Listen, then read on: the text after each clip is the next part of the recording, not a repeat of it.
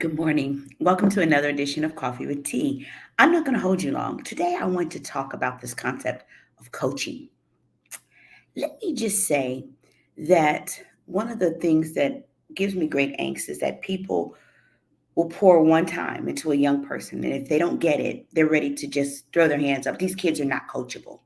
And I want to say to all those people who are taking the opportunity through summer programs, through work programs, through Christian camps, through any activities during the summer or even through the school year of intentionally working with young people, can I just say to you that it's not that our kids are uncoachable. It's sometimes as adults, we don't understand and implement the fundamentals of coaching.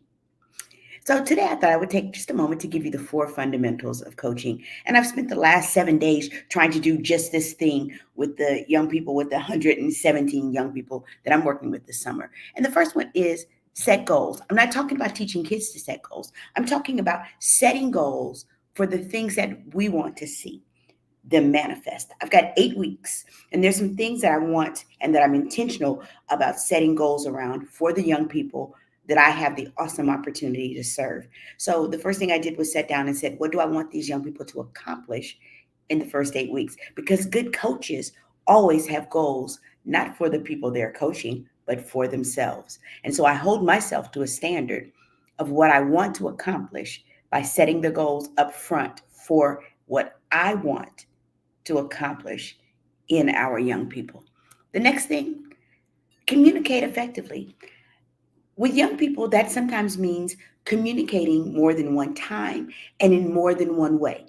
For example, I generally give kids things in writing. Yesterday, we covered resume writing. And so I gave them on their page, they had hand copies of a resume template. And then I had it on the screen as I walked them through it so that I was sure that they understood all the elements that go into a resume and the language that's different in a resume than in everyday speech and writing.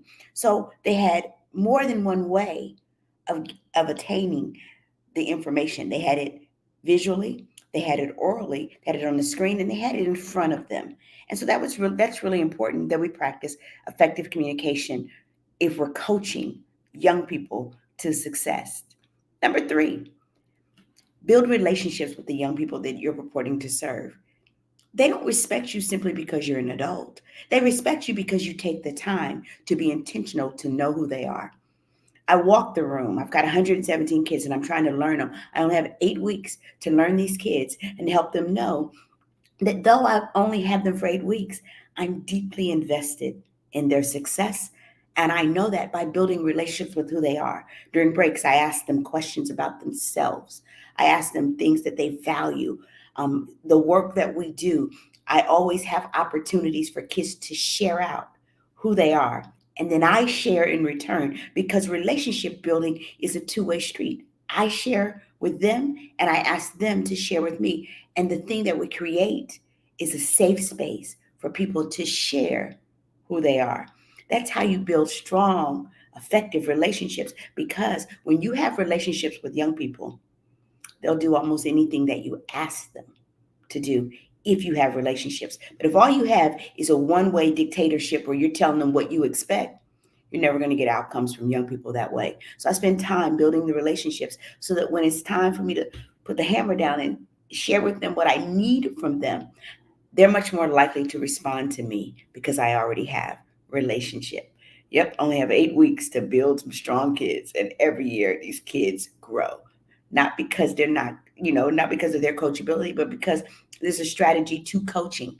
And finally, I would say be knowledgeable of that which you are coaching.